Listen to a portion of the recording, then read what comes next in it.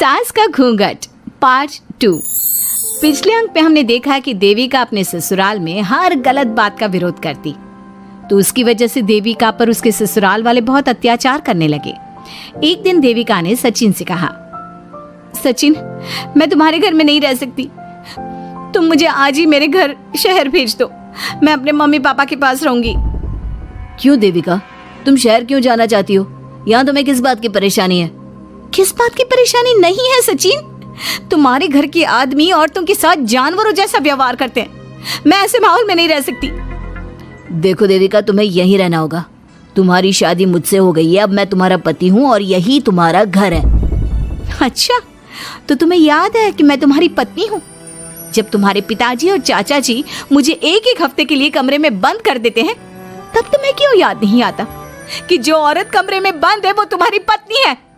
जब तुम्हारे जीजाजी और भाई मुझसे बदतमीजी से बात करते हैं, मुझे खाने के लिए कुछ नहीं देते, तब भी तुम्हें याद नहीं आता कि मैं तुम्हारी पत्नी हूँ? देखो देविका, तुम बेकार की बातें मत करो। तुम यहाँ ढंग से रहोगी, सबकी बात मानोगी, तो कोई तुम्हें कुछ नहीं कहेगा।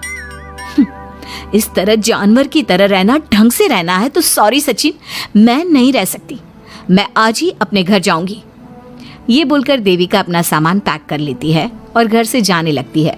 सचिन भी उसके पीछे पीछे चलता है और उसे समझाने की कोशिश करता है। जब ये सब जोगिंदर ने देखा तो बोल पड़ा, बहू, यह सब क्या हो रहा है? कहाँ जा रही हो? सचिन, बताओ अपने पिताजी को कि कहाँ जा रही हूँ मैं।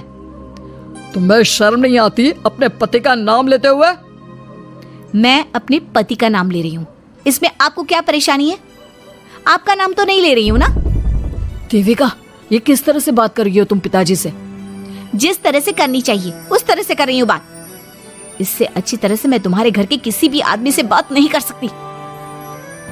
तीनों की बात सुनकर घर के बाकी लोग भी वहां आ जाते हैं। तभी जोगिंदर कहता है, हमारे घर की औरतें अपने मर्दों का नाम नहीं लेती।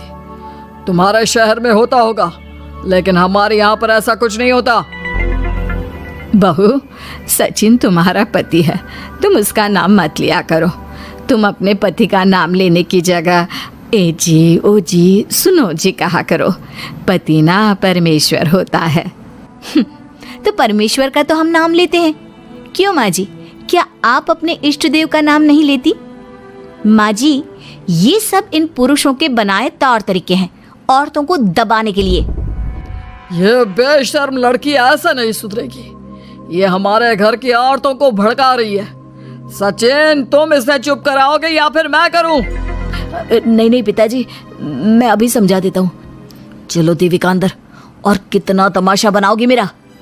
सचिन, मैं अंदर नहीं बाहर जाऊंगी, अब मैं यहाँ नहीं रह सकती। देविका की बात सुनकर महेंद्र कहता है, भाई साहब, ये लड़की इस घर से और गांव से बाहर ना जानी चाहिए, नहीं तो हमारे घर और गांव की औरतें भी ऐसी ही हरकतें करेंगी, वो भी मर्दों के खिलाफ बगावत करेंगी। और मैं भी देखती हूँ कि मुझे घर से बाहर जाने से कौन रोकता है। बहू, इनसे बहस करने का कोई फायदा नहीं, तुम अंदर चलो। इस गांव के मर्दों के अंदर बहुत अहंकार भरा हुआ है। देविका किसी की बात नहीं सुनती और अपना सामान उठाकर घर से बाहर जाने लगती है। तभी वहां मोहन और कल्याण आते हैं।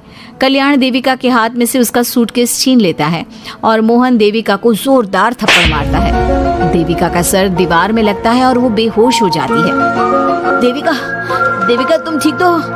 भैया, आपकी हिम्मत कैसे हुई मेरी पत्नी पर हाथ उठाने की? सचिन, तुम जल्दी से देविका भाभी को अंदर कमरे में ले जाओ, मैं अभी वैद्य जी को लेकर आती हूँ।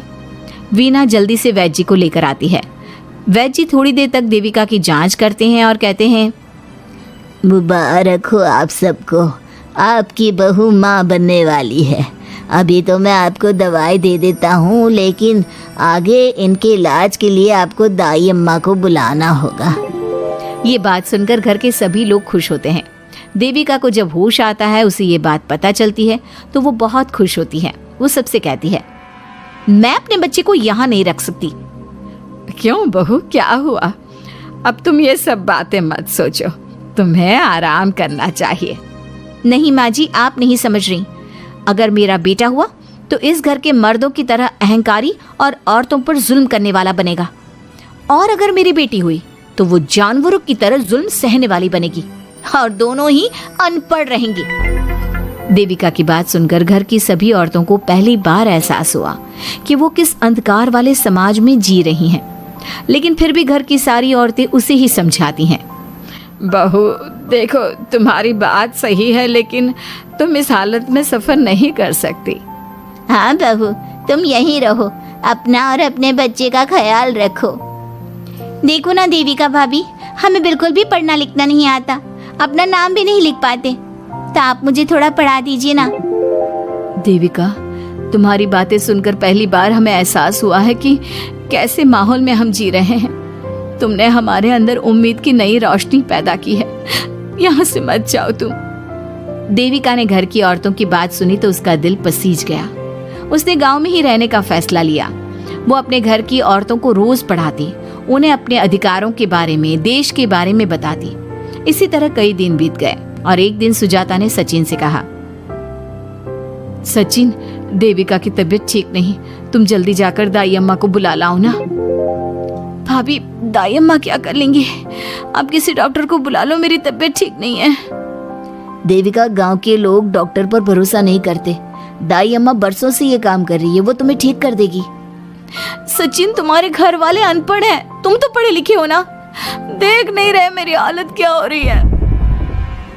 तभी तो बोल रहा हूँ, समय बर्बाद मत करो, मैं अभी आता हूँ। सचिन दाई अम्मा को बुलाकर ले आता है। दाई अम्मा घरेलू नुस्खों से देविका का इलाज तो कर देती है।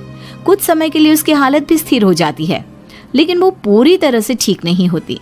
फिर देविका सचिन से कहती है, सचिन, मुझे समझ में नहीं आ रहा, तुम मुझे डॉक्टर के पास क्यों नहीं ले जा रहे?